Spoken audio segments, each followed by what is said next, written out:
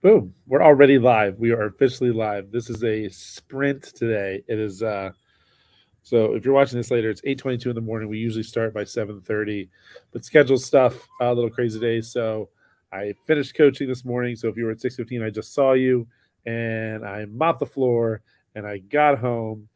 So let's see, yeah. So an hour and 7 minutes after class. So between mopping the floor and getting home, I'll tell you most of that time was getting home.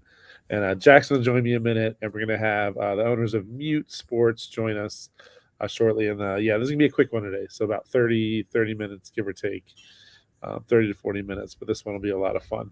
So yeah, we're here. Again, owners of Mute Sports are going to be joining us. They're going to be putting on the Double Under Clinic for us on Friday in class. So if you're watching this, remember this Friday, which is September. Today? Today's the 6th. So Friday the 8th, a nice little double under clinic. First 20 minutes of class are going to be double unders, and then with a little clinic put on by the group from Mute Sports. So 20 minutes, and then the workout itself has double unders in it. Everyone will have a chance to take what they learned and put it into practice in a nice alternating EMOM. So it's going to be great. But yeah, that's what's going on there. Other than that, I hope everyone's having a wonderful day. Currently, nobody is currently watching at the moment, which I'm okay with, because hopefully you're watching later. And if you are watching, please feel free, leave a comment, put a comment below. Joy, whenever you see these, you leave comments. Joan, Andy, they're on here all the time, leaving comments. If you haven't, make sure you like it. Make sure you subscribe to the Fairwinds YouTube channel. Those are all things that help this thing grow as I start putting a little bit more into this and getting it to grow week after week. So that's the plan.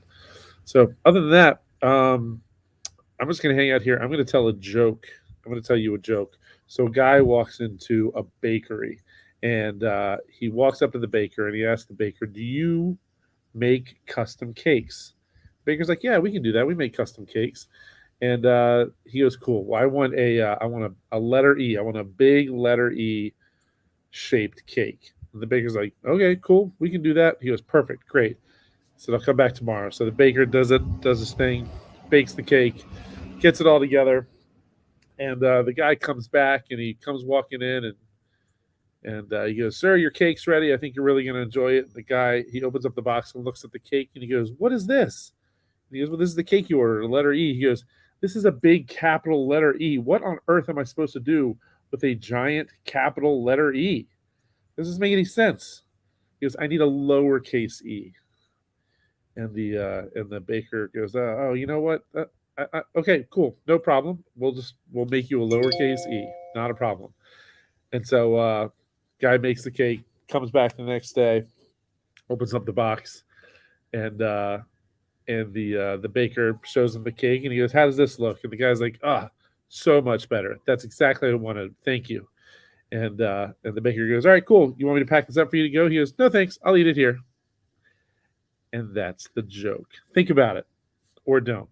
It's not that much thinking. It's called, I think it's the absurdity of the joke is what will get you. So that's my joke for you guys for today. I hope you enjoyed it.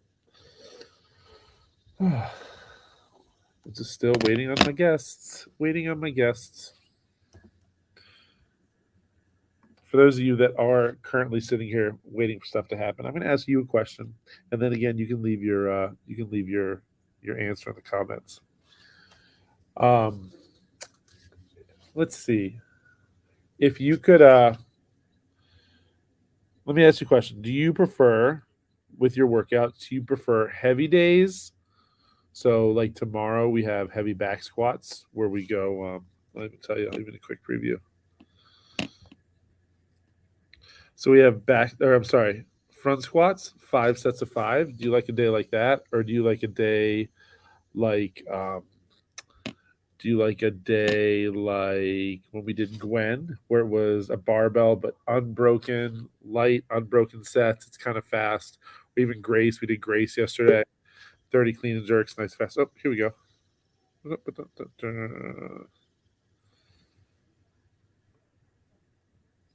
There we go. Hey there. Hey, Tim. How's it going? How's it going? Good. How are you? I'm doing well. Awesome. Well, cool. I Thanks, have man. a delay on my audio. Like I talk, then I hear it. Is that normal? Okay. I don't. I mean, it sounds good. Sounds good on my end. You sound fine on my end. Okay. So I'm I not hope I sure why don't you get have a lost delay. in my own voice. Right. You just all of a sudden go into a trance and get lost. Yeah. Just space out deer in the Yeah. headlights. I don't know. No, I say you sound fine on my end. I guess we'll find out too Good. when it's All right. publishes later. Does it actually does it echo for everyone else? But no, it sounds fine on my I end. hope not. Good, So good, good. yeah, I appreciate it. Like I said, this is an email I said my and I'm waiting for my he's my former business partner. We're good friends and we do this every week. This was our we put this podcast together. We did it when we owned the gym together. And then when he left, we would still get together and have coffee every once in a while. But we always ended up talking about CrossFit. So we thought to ourselves like, well, Yeah, let's just keep talking. And it that's proved, cool. we and I say, we it's a very small listening group, but it's a loyal one for sure. And but it's Yeah, been a cool like kind of like bridge the gap. But I thought, yeah, with you guys coming on Friday, I thought it'd be a lot of fun to just give people a quick, just kind of quick feeling of learn a little bit more about you guys and yeah. what they have to look forward to on Friday. But I'm really excited. I'm stoked. Very It's cool. great. I wish I could. Yeah. I wish I could remember. I'd have to go back and check the initial when I initially reached out to you guys. But it was I was on a I'm with the affiliate U best hour of their day group, and one of the coaches on one of the calls had mentioned we had this great like double under clinic come out, and this group came out, and she was raving all about it. The second she like sent the link to you guys, I emailed you guys right away, and I was like, yeah, that'd be awesome. And Yeah, it was pretty cool. Yourself and another gym owner, we got two emails within like 10 minutes yeah, of that, and so that was pretty cool. Pretty cool, yeah, and we yeah. appreciate it. We definitely appreciate it. Well, it's cool. And So so so again, background is we reached out. You guys come to the gym. You take the first 20 minutes of class and basically run a jump rope clinic of in class, um, mhm. built into the hour of the class, and then so the workout I have planned that day is a nice little alternating EMOM. Well, they'll mix in the jump rope, so it's a great day to take what they learn and then mix it into the Yep, workout. yep. We Um, love that because then they get to apply what we just talked about in the clinic under stress. yeah, And so often people revert back to that muscle memory, just kind of the comfort, even if it's stepping back from what they've accomplished in the clinic. But then yeah, as we kind of talk to them afterwards, after the workout, we can reiterate, hey, you went back to this, and so it makes them a little bit more aware of what they're doing, so that yeah, the next time they'll be more conscious about it. yeah. That's cool. That's gonna be great. And Yeah. here, hang on one sec. Boom, there he is. Hey, Jack. Jack, Tim, Jack. How are you, sir? Can you hear us, Oh, Jack? Can't hear you. nope. How about now? Can Ah, yes. there you are. Welcome. Hey, Now, nice to meet you, Tim. does Nice Tim meeting you as sound well, clear on sir. your end? You were saying Tim was echoing on his end, but I don't hear it. Does it sound good on your end? That reverb is Yeah. gone now on me. Okay, good. Awesome. Cool. But yeah, I was telling and when Tim and I were just talking about the double under clinic they put on. And so I said when I sent the email yesterday too, we're kind of doing a short version of our podcast today because we kind of like to go with the flow and with schedules and stuff. We called today was kind of Jack and I could go on if we really wanted to. This podcast could easily be 3, 4, 5, 6. Like we put Joe Rogan to shame pretty bad. Right. And and so yeah, but I thought it was quick. Like, yeah, what a cool chance to kind of get to know you guys a little bit and talk about the clinic and all that good Sure. stuff. But yeah, Jack, I just talked about at the beginning of this. So I was on a call for Affiliate U, and one of the coaches was raving about this double under clinic they had, where this company Mute Sports came out and they took the first 20 minutes of class and they ran a double under clinic in class, and then used double under as a class. And you guys are you're in the Atlanta area. We are 2 hours north of Oh, Atlanta. We are just barely still in two Georgia. hours We live north. 2 miles from North Carolina. Okay, cool. And yeah, I can't remember where this owner was, but I think they were more like the Midwest, and you guys had trekked up there to their He's gym. outside So Chicago.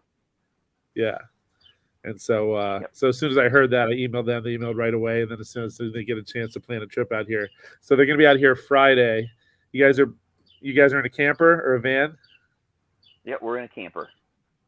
Cool. So we'll be parked out front, and then in all the classes on Friday, the first 20 minutes of class will be a nice little jump rope clinic. You said you guys bring your own ropes and size people up, and then for the first 20 minutes of class, we'll run a clinic and then apply what they learned from the clinic in the workout, which will be a nice little EMOM that has double unders in it. And yeah, it seemed like a great opportunity. I said as soon as the person I was talking to told me about that, I emailed them. They emailed me back right away and said, as soon as we have a date, we'll be out there. And that was less than a month ago. That's So awesome. I didn't think I'd hear from you guys till like January. And you're like, hey, we're going to be out there. I was like, great. That's awesome. Yeah. So Do you guys It's have cool. a We're on the preferred road full rope? time. So, what's that, sir? Do you guys have a preferred rope that you you Yeah, use? we manufacture our own brand of jump rope, and so we What's do the- the manufacturing in our shop in Georgia, and then we Okay. have inventory with us that we've got about 45 demo ropes for people to use in the clinics.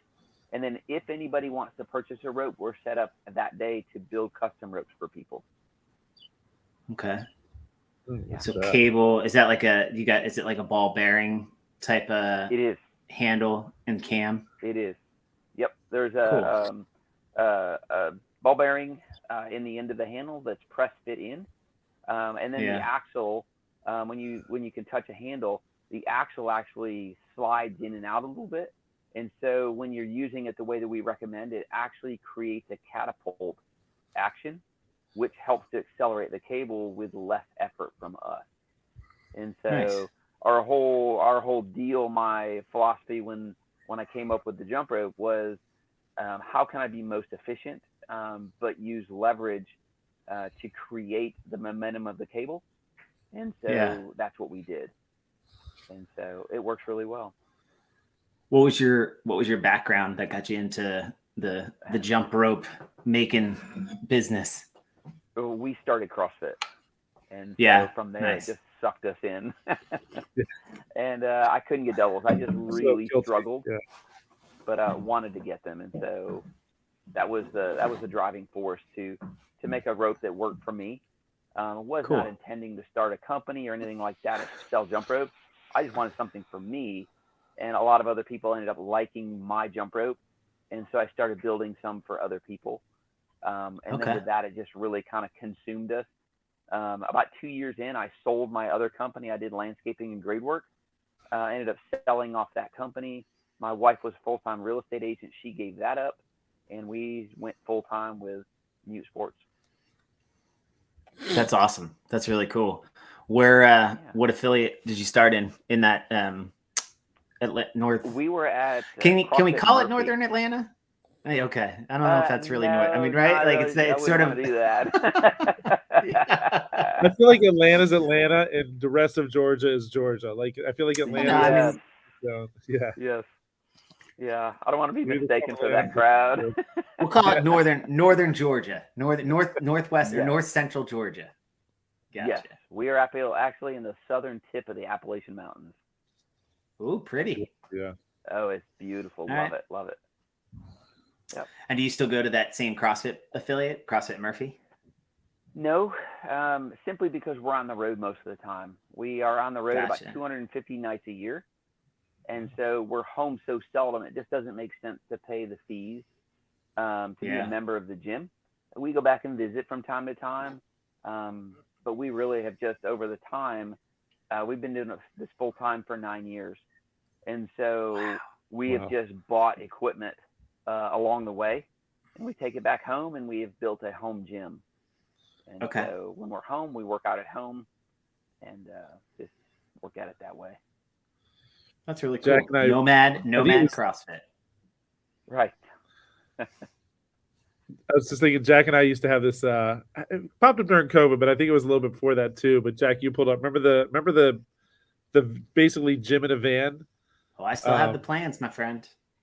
That thing was amazing. And it's like that might be your next move as you're traveling so much. When are you driving the camper? When are you driving the gym in a van? And then you're just putting up pop-up clinics and workouts anywhere you show up. But that thing was pretty sweet. Would you remember what that was called? When the what the company was that they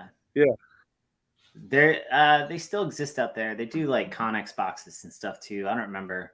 I don't even know if they're still in business, but I would rather just do it on your own. 50K, when that 50K falls off the back of the money truck headed to the bank. Yep. I could have you a van in 4 to 6 weeks. 46 weeks? 46 weeks.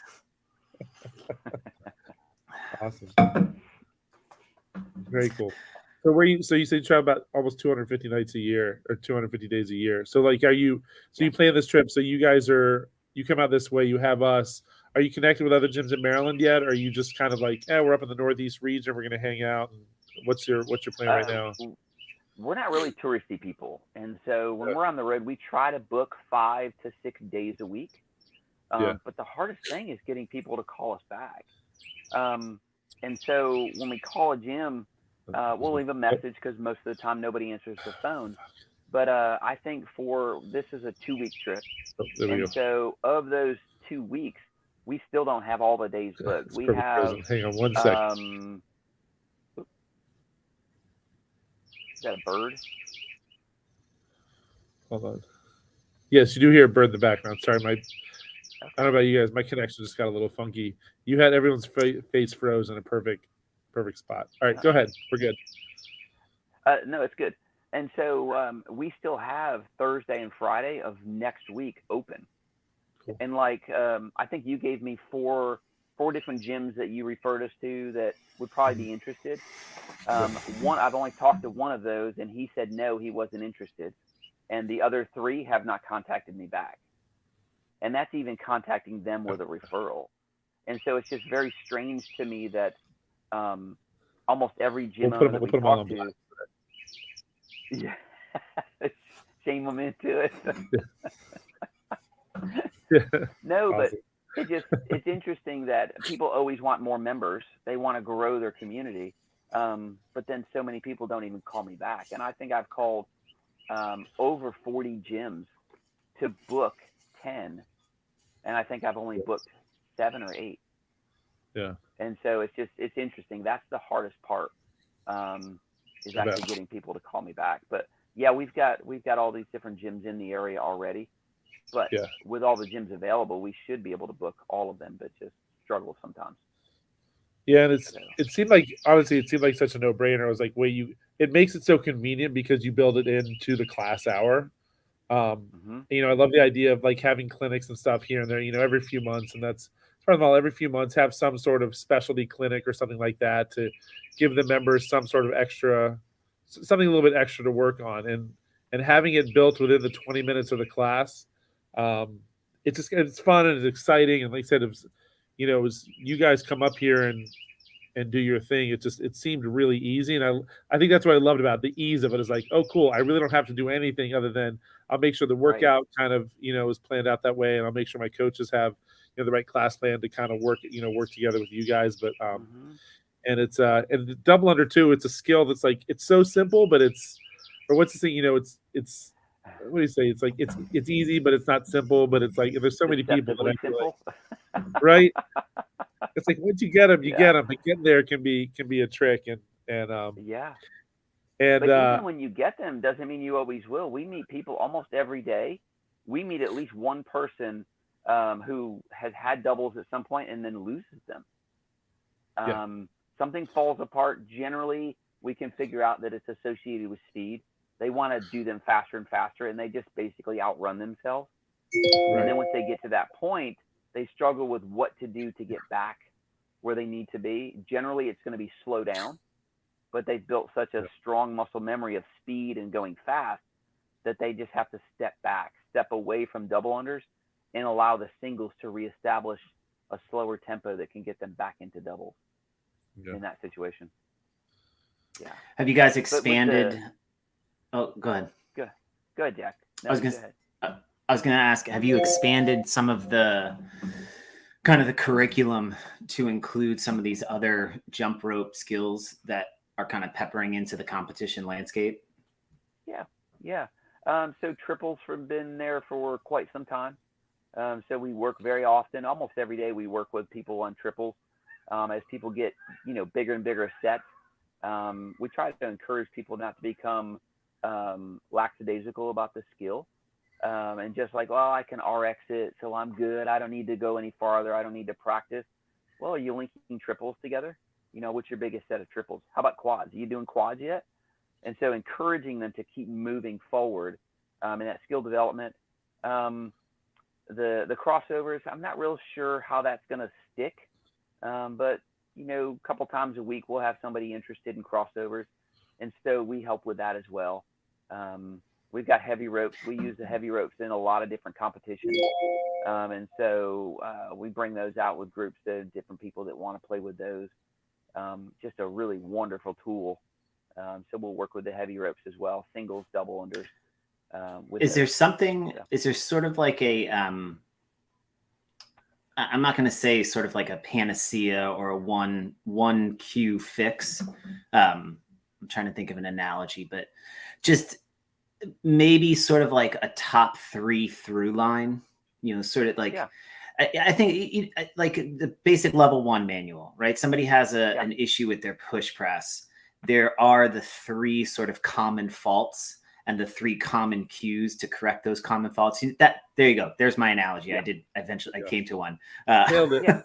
Yeah. But like, do you have sort of like the 3 common faults? And I'm not asking if you're like, dude, that's proprietary. Like, I don't want to show my whole hand. And then, but I'm just curious, like if I always love that from like sort of a pedagogical, almost epistemological, like all learning kind of shares the same things across so many disciplines and domains. I'm curious if you see something, you've done thousands of these, like something similar. Yeah. So we do, and our information is just there. I don't think we have a unique process necessarily. We take a different approach than most people. We break it down. I'm very analytical, so we break it down in a very simple way. And it's so funny to us. Laura and I can talk a lot of times after class. Laura's my wife, who teaches with me. And so we just I say certain things that most people don't think about. And we just see people and they'll be like, oh, wow. And so one of the things we talk about, and for a double under, everybody thinks about the cable going around their body 2 times. It doesn't go around you twice for double under to happen. It's rotating just over 1 full revolution. It just happens to be twice under your feet. And so we just see people and like they'll be like their mind is blown, and they automatically feel capable of doing a double under. And so believing that you can be successful in the double under is a big piece of it. And we try to take away that overwhelming feeling of they have to do so much work to get a double under to happen. Once we release that and they think, oh, I can get a double under to happen, well, now it's plausible. Now it's possible. Yeah. But the biggest flaws that we see, people work harder than they need to. And so that kind of fits into that aspect I just talked about. So relax and let it happen. Yeah, that tension. So now you can't breathe. Your heart rate goes up. You start to burn and ache in your muscles. And so that just negatively affects all the other elements in your workout. So how can we get away from that? And so we talk about that, the working too hard, hand position. For lack of a better term, irks us when we hear coaches talk about, well, your hands need to be at your side. Keep your elbows and your hands pinned low and tight to your body. We all have a natural default. We all have different careers. We have different muscle memories. We have different positions that we kind of naturally go into. And so if we can find your natural default of where your hand position is going to be, you're going to be more consistent. And as long as that's in front of your midline, then we're in what we would consider a positive position that's going to help us to be productive. And so where that helps is as we're going along and we get fatigued in the middle of the workout, we're going to naturally go to that natural position, that default. And so if I'm telling you that your hands have to be low and tight, but your hands are naturally up, above your elbows and a little bit wider, then when you fatigue, when you start thinking about, okay, when I'm done with jump rope, I got to go to the clean, I got to get the bar. It's a little heavy, so maybe I do sets of 3 and dump. Well, as soon as I start thinking outside of the jump rope, boom, my hands are rising up. They're moving into this natural default. Now my cable's the wrong length. I'm not getting the same leverage on the cable and the handles, and so I fall apart and I start failing. Well, then we're thinking about things that can't be productive and aren't productive, and it really becomes negative. And so we talk about this natural default and allowing ourselves to be there. And then probably the third most common thing is just speed. Speed is not your friend. And so in CrossFit and a lot of different trainings, we watch people who are better than us and try to emulate them. Well, the people who are really good with double unders, they have the skill, they have the precision to be able to go fast. And if we don't have that skill, we're not productive. We don't have the precision to be able to go the speed. And so we want to slow everything down. Slow is going to be more forgiving. It's going to be more productive. And we're going to build longer sets that build the skill. Then we add the speed in. And so slowing down is going to be really helpful for a lot of people. And so we have 3 main cues that we teach off of: tempo, timing, jump. And so with focusing on those 3 things, all of these other things kind of fall under the umbrella of those 3. And that's what we work off of. That's cool. Tempo, timing, jump. I like that. Yes, sir. Yeah. How much My do wife you and I- find? Go ahead. There you go, man. So how much do you find? I probably know the. How much do you find that like people are just using the wrong, maybe the wrong length, but also the wrong weight? Like I feel like sometimes you'll see people, they get like 10 double unders in a row, and now they're grabbing those like super light, super thin, like speed ropes, and all of a sudden their double unders aren't what they used to be. Yeah. And so that comes back to that watching the people who are better than me. Well, if they're using a thin rope, then I should be using a thin rope. And it's not that way. And so it's not a huge percentage as far as length. People are pretty decent, or most people end up being pretty close, within a couple of inches of what we end up, recommending for a jump rope. Very seldom is it just like way off. But that does happen, but not very often. It's more the weight of the cable that ends up being an issue. It can be too heavy. I mean, if you're doing a heavy rope, then let's train heavy. Let's go 3/4 pound or heavier if we're doing heavy rope. But that kind of in between, our heavy cable for learning, mastering double unders weighs 5 grams per foot. And so it's really optimum what we've developed in that 5 grams per foot. It has enough weight. The weight in the cable is forgiveness in the sense that when we get out of rhythm with the movement of our hands, we hit the side of our foot, we catch a groove in the floor, things like that make the cable wobble around or distort. Even more leverage or more acceleration on one hand than the other can make the cable distort. And so the weight, it wants to, through centrifugal force, open back up. It wants to maintain rotating at that same kind of speed. And so with that, it's forgiving. Well, if we go heavier than that 5 grams per foot, but not as heavy as a jump rope, we're kind of in that no man's land where it's so heavy that it kind of prevents us from getting into double unders because it's so hard to accelerate it to make the double under happen. And it just kind of becomes clunky, I guess would be a good term to say. And so that's really a good weight, the 5 grams per foot. But once we get to where somebody is linking, 20, 30, 40 unbroken double unders consistently, we start getting to where they are getting from time to time that 50, 60, 70 unbroken double unders. And it starts to become heavy enough where it's causing fatigue. And now they're stopping from fatigue. They're not failing. And so that's when we want to start thinking about moving into a little bit lighter cable. So our medium cable weighs 3 grams per foot. It doesn't seem like a lot, but substantially less weight. But it still has a little bit of weight where we can feel it. It still has enough weight that it wants to open back up, but not as much forgiveness.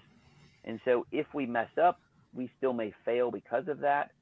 But if we're getting that 20, 30 consistently, and we're getting those larger sets from time to time, well, obviously we have better skill.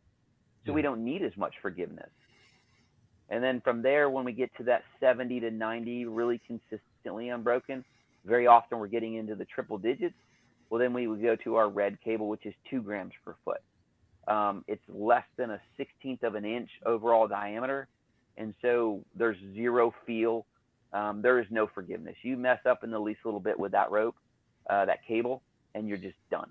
You're done. But when you're getting into those triple digits, those high double digits very often, well, you're just, your form is good, you're consistent, your skill is good. And so now we can take advantage of that lack of weight and allow that muscle memory to work through and develop even better, larger numbers.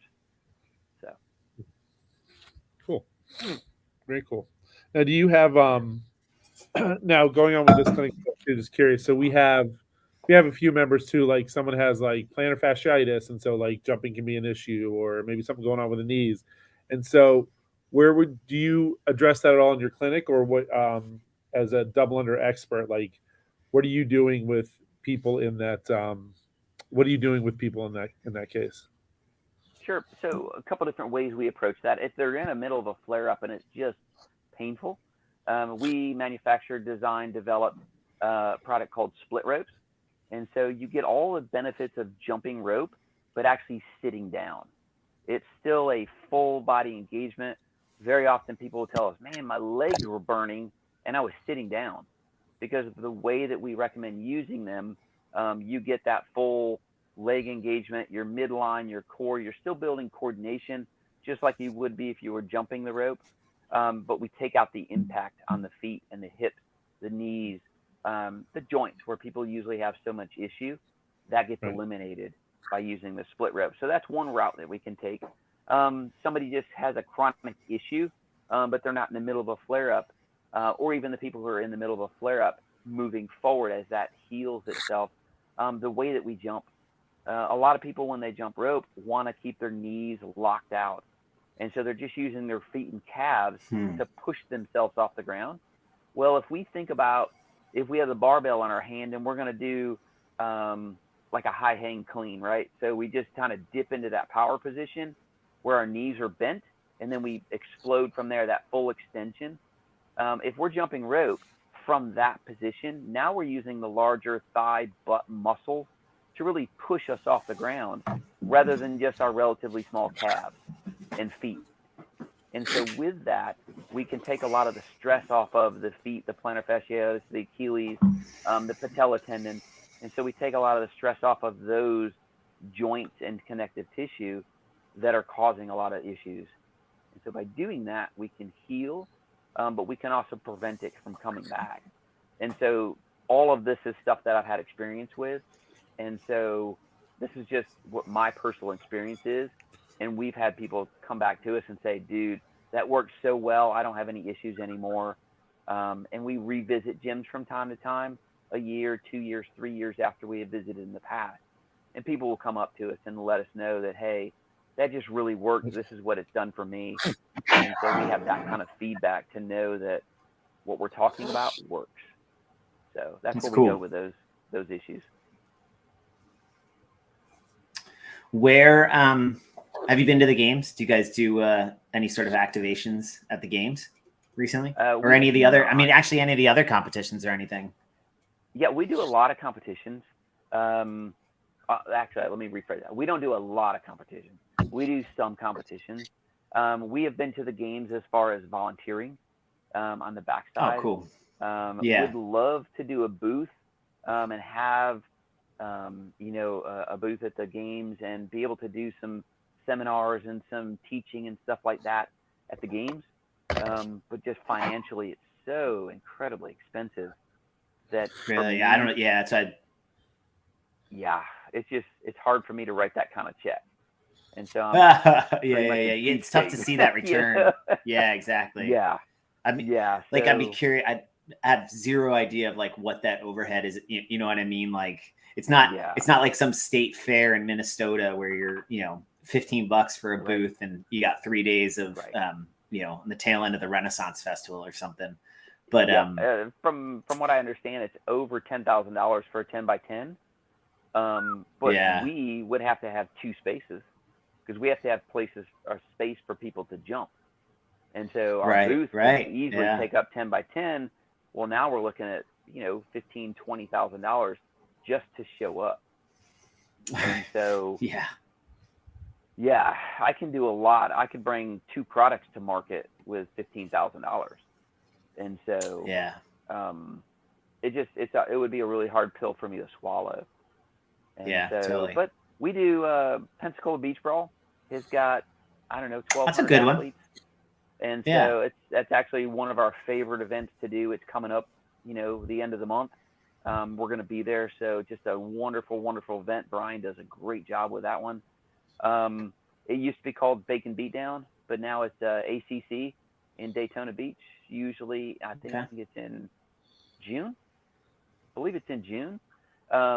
Usually around 1,000 athletes. The guy's name is Will. He does a fantastic job with that event. And then there's other ones that we do that are really good, different places around that we do.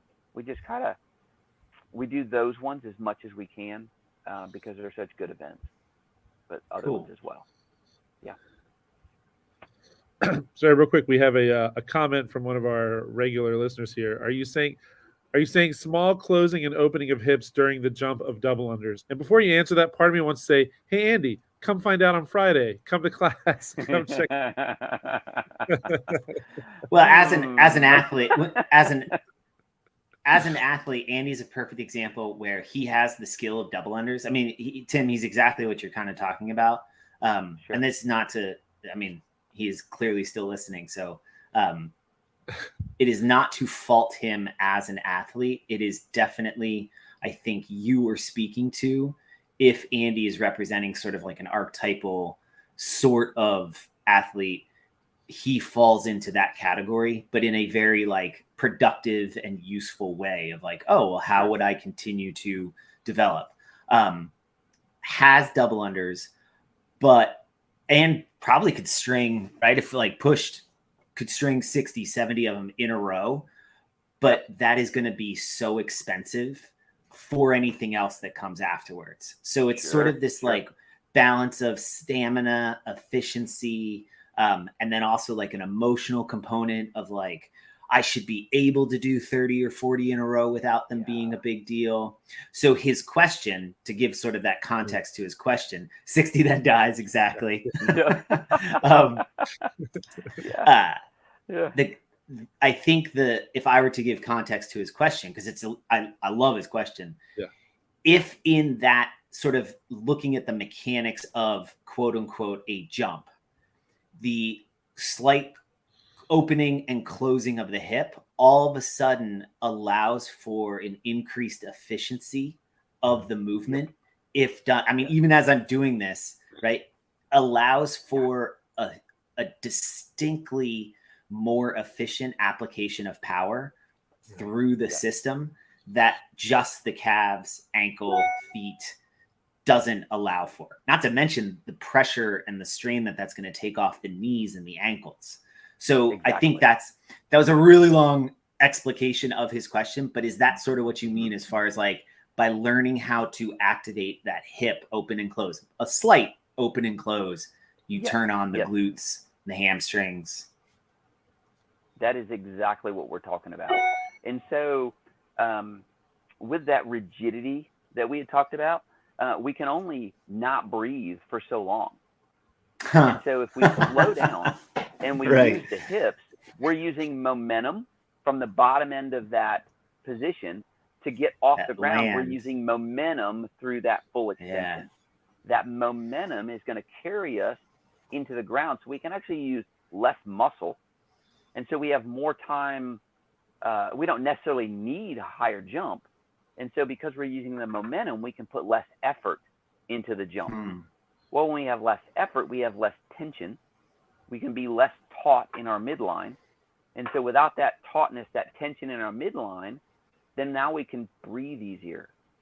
And so once we get into that 50, 60, 70 unbroken, there's no reason that we shouldn't be able to do 300.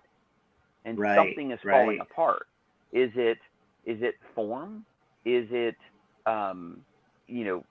physically fatigue because we're not breathing? or are we exerting too much That's effort? And so yeah, we try to that's identify fascinating. those things. You said too that speed often becomes, we think so much like faster, faster, faster. I was just thinking of the analogy. I love the way you said that, of like, if you can do 60 or 70 in a row, there's nothing that should be stopping you from being able to do 300. And I was like, well, what's an analogous? If I can walk 30 meters across the gym, walking 300 meters across the gym isn't this like infinitely more difficult task, right? Like if I've got the mechanics, the efficient mechanics and over and yeah, over again. yeah. Yep. So then Yep. what is the delimiting variable if I'm sprinting 30 meters across the gym versus sprinting 300 meters? My sprint degrades very quickly at a certain distance or time domain. And again, because either I'm not breathing, I'm leaking tension somewhere, whatever. And that's a beautiful sort of, that I just had, as you said, many of your clients have, I just had that sort of like moment of like, Sure. oh yeah, totally. Stop going clarity. so god dang fast. Yeah. Slow the F down. Yeah, we want every single athlete that shows up at a clinic to feel like, I mean, they didn't pay anything for it, but we want them to feel like, man, it was so worth me being here today. Yeah. And so Yeah. if somebody is linking, I mean, we've met people that can link 20, 30 plus quads together unbroken. That's pretty substantial. But even in that situation, how can we get them to 50 unbroken quads? You know, what's going on? What can we work with efficiency wise? And so from that point, maybe we put that person in the heavy rope. And what is so wonderful about the heavy jump ropes is they emphasize the least little flaw or inefficiency that we have. So very, very often people will, what we call flick and pull. They'll accelerate the cable and then they'll have a little pull backwards, like they're helping that cable come under their body. And so with that, that's an inefficiency. We can literally just keep that forearm stationary, just flick the handle and let the cable travel a perfect circle. Well, if it's traveling a perfect circle, that's going to be the shortest distance around your body. Well, as soon as we add that flick and pull, now we've elongated the path of the cable. It's traveling farther, so I'm having to work a little harder. Well, I'm working harder with my shoulder to start and stop, start and stop. But if I just keep it in one place and flick, I'm not stopping and starting with my shoulder. Cable's traveling a lower distance. We release that tension in the upper body. We become more efficient. The less tension, the easier it is to breathe. And so we build efficiency on efficiency. And even with the person who's really good, we would want to adjust the tempo with the number of double unders that they're doing. And so if we're doing sets of 20, 25, burn them up. It's such a short domain that we're not really going to be able to even raise our heart rate in that 8 seconds or 10 seconds that it takes to do 20 or 25 double unders. But if we've got to do 100, well, now we're looking at between 40 and a minute, 5 seconds to be able to do those 100. And so if we go slower, we take an extra 5 or 10 seconds to do those double unders. But in that 100, I can lower my heart rate while I'm doing the double unders because I'm moving slower. I'm being able to breathe slow and deep, which is actually manipulating my heart rate. Now I can go straight to the barbell or straight out the door for the run or straight to the rig without having to take 2 or 3 breaths to gather my composure before I move forward. So I've lost 8 to 10 seconds on the jump rope, but I've gained 15 seconds where I'm not standing at the barbell wishing I could move because I can't breathe. I think more importantly, you have to address the fact that you're going somewhere where a programmer puts 100 double under in some sort of repetitive workout. I mean, that's disgusting. Yeah. That's just, I mean, that guy, girl, whoever, they just need to be, they need to be punched in the face immediately. Yeah. Absolutely. They do. I don't know that guy. It's great, Tim. I don't either. Yeah. Who the hell would do that? Tim, it's awesome. It's very cool to hear. There's a, I'm very pleased. You kind of like, there does seem that you kind of got to it, like the idea of efficiency, the idea of like leaking that efficiency, but you sort of like tying it back to like, for me, if I'm a coach and I'm sort of like distilling out like one thing, if I'm watching somebody, they're doing double unders and they're not breathing, I'm like instantly like, stop what you're doing. Like something is going wrong here. And it's very much similar to Kelly Starrett's recent stuff. I saw him on a couple podcasts. He has this new book out, Built to Move with Juliet.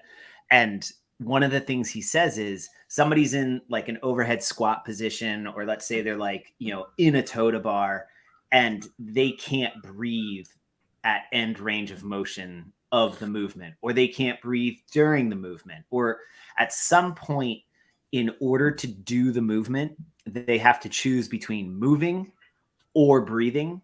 Then his determination is they don't have that movement, because as a body, we are built to move. In order to move, you have to breathe. So if you can't breathe either at end range of the motion or throughout the motion, obviously not to sacrifice like something, if you know, sometimes short domain, short duration, whatever, as you said, like 20 double unders, burn it down, dude. Like you're not going to be going long enough. So there's nuance, or but I love that you kind of made an analogous sort of association. Looking at somebody's breath pattern is that, for me, would kind of be like a, interesting. We've got something going on here. I would then defer to the expert of like, okay, now you go ahead and diagnose them, and do the analytical diagnostic of what exactly is happening there. What does Tim say? In that breathing, as we advance and get closer and closer and into those triple digits of double unders, we actually recommend separating your respiratory rate from your cadence that you're jumping. Ooh, and so I might that's be like jumping varsity at stuff. this rate, right? But I'm actually breathing at this rate. And so I'm breathing full, deep breaths in and out, even though I'm jumping at this cadence. And so that's how we can manipulate our heart rate while we're doing double unders. And that's still, that's more the advanced thing. The guy who's linking triples and double and quads together, that's the sort of thing that we start talking about, because they have such a skill level. They don't have to think about double unders. It's just routine. It's just muscle memory. How do we keep moving forward? And these are the sorts that's of when things Dubs, that we talk about that's when Dubs in the workout, I've said this to athletes before. I mean, the Dubs are the recovery. I'm not sure what your problem is. And they look at you like, what are you talking about? Like, recovery. That's like telling me the run is the recovery. Right. It is. Supposed to be. Well, oh my goodness. Well, we got to start closing up here. I got a boogie, but so we like to close out every episode. We do a we close out. We like to do a gratitude. So we take some over the last week, or maybe it was a day or something. Whatever anything you are feeling gratitude towards. That's how we like to close it out. Very cool. And so, do you want to? Can we put you on the spot first? Or you want one of us to go? Oh yeah. Oh no, I'll go. It's super easy.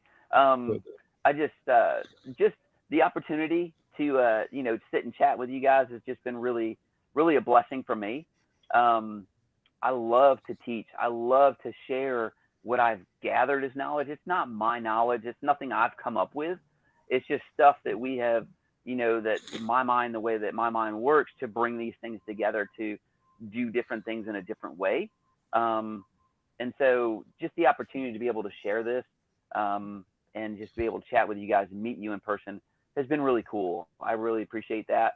And I'm a Christian. And so my daily to just kind of comprehend that I have a Savior in Jesus Christ who has died for me is just overwhelming almost. And so I try to give really just thanks to Jesus daily for that kind of thing. And so that's my thanks for today. Awesome, man. Well, I'll piggyback on that with you too. I really, I this opportunity to get to meet you and have this come out, like, I'm really excited about, and it totally shows. Like, you love to teach, and this is, and it just shows in just this, like, short time we've been on here. So I'm really excited for like that to be shared even more with our community and stuff. I think they're in for a real treat, And I've been, as soon as you guys said you were coming, I was so like, I've been giddy ever since, and even more so now. So I really appreciate what you do. You guys, travel around the world, just travel around the country to say, yeah, we'll be there. Let us in. And I think it's really, really cool. And it shows that you love what you do. And I'm excited to share that with everyone else. Mine's, I don't know, mine's kind of silly. I think it is in the spirit of like the double under idea that so multiple deployments to places where there wasn't a lot of room or space. And so jump rope and a dumbbell was sometimes all you had.